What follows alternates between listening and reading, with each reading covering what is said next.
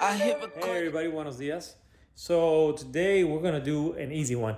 When I did the suspension work on this car and I changed this to the H&R springs, I talked about but did not show you the removing the subwoofer if you have a Bose system. So this is gonna be a short video. All we're gonna do is remove the subwoofer. You only need two tools, and I'm gonna show you what those are right now. Okay, so the only two tools you're gonna need, well, three tools. You're going to need a 6mm Allen hex head, however you want to call it. You need a T30 Torx, and you need a panel tool. This one does both sides. So let me show you where we're going to use these. We're going to start with the panel tool first. Okay, so the first thing you want to do is, one thing I do, I take the seat belt and I pull it forward so it's resting on the folded down upper seat half, so it's out of the way. Take this panel here, and if you grab this by your fingers, it feels like it's really tight, like you're gonna break it. You can pull it off with your fingertips, but it's so much easier just to use that. Bam, pops right off. So right under where the Bose logo is, which is down here, right under that, that's where your T30 screw is. So let's see if I can get in here. It's kind of tight. So just pulls off, and this is a insanely long screw. Not really sure why. Now, I'm pulling this screw off first. You don't have to. You can pull this one off first if you want to. I just want to pull this one off because it's long. I'll speed this up because this part's boring.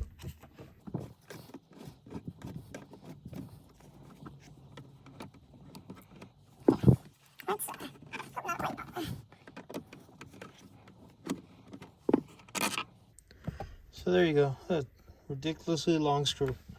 Then, or if you did this first, it's fine. These are not in there with very much tension.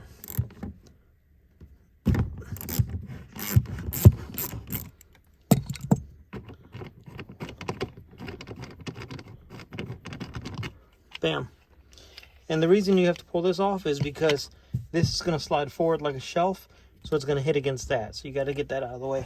So that's one side done, and then we just got to do the other side. It's that easy.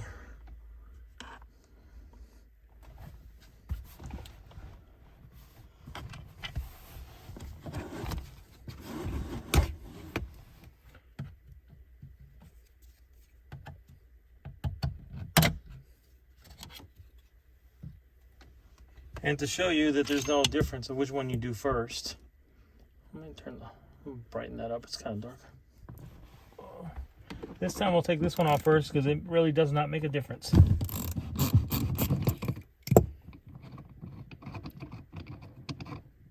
Also, if your seat backs are not locking in place, this can move a couple millimeters. This part here, see how it moves? So it has different slots. So you can just break this loose and adjust this, and that'll probably fix your issue with the seat not locking.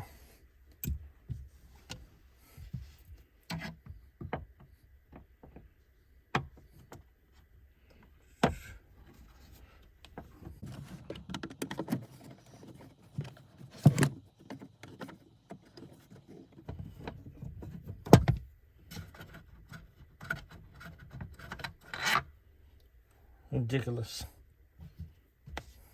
All right, so now that I got those out, one per side, this thing will just slide forward.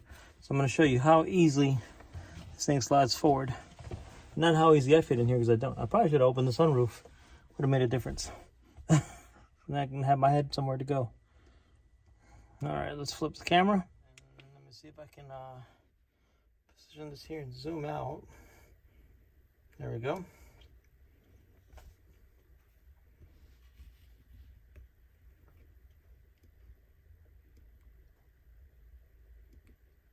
About out like it. All right, so like I said, you just pull it and it's, see, it comes forward, it just slides forward. I'm gonna do that again.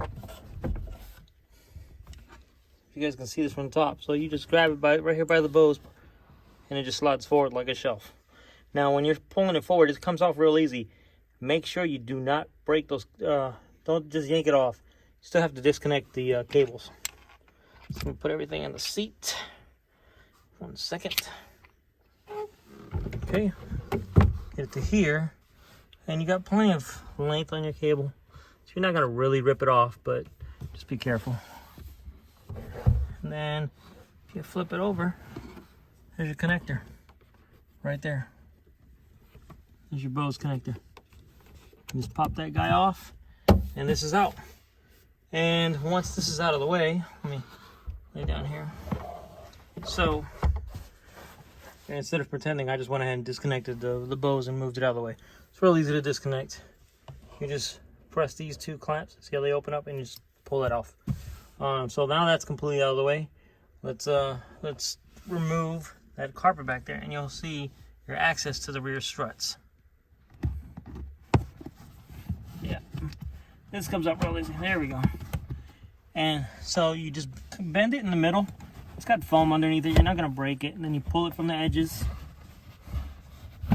and bam, it's that easy. All right. So here's your trays under here. I believe are your PASM ECU and also your PDK ECU. A lot of electronics under this tray.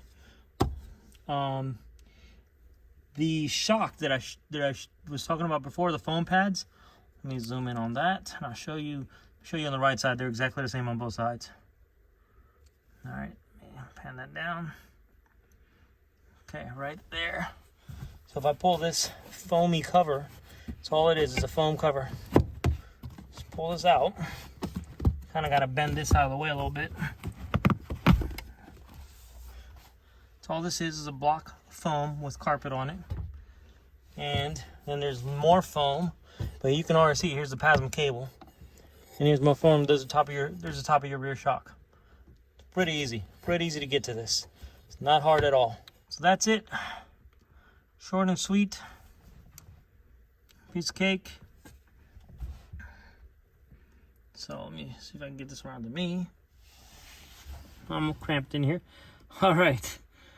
So to put this back together, just fold this carpet back in place, slide your subwoofer back in, put in 4 screws, a T30 and a 5mm Allen, and you're done.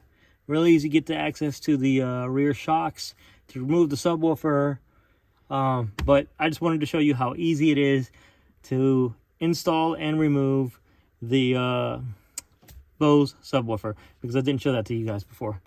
Another thing I wanted to show you, these are left and right specific.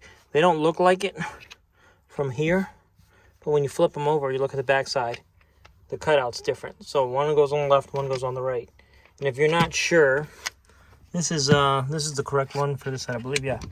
If you're not sure, see how it fits the hole perfectly? If you try to install the wrong one, you have a gap. See that? I'm sure you can still thread it in, but this is the wrong one for this side. You can tell by the impression on the leather here. So, just another little tidbit to help you. They are left and right specific. And do they say left and right? Of course not. It's like a puzzle. Gotta figure it out.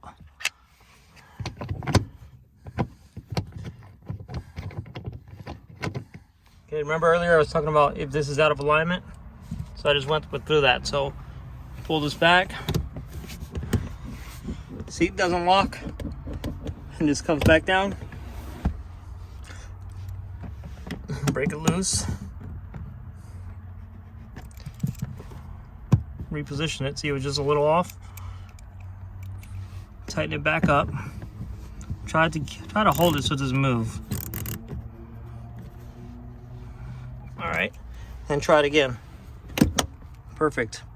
It's locked in place.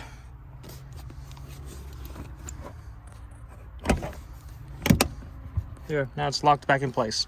One more quick tip.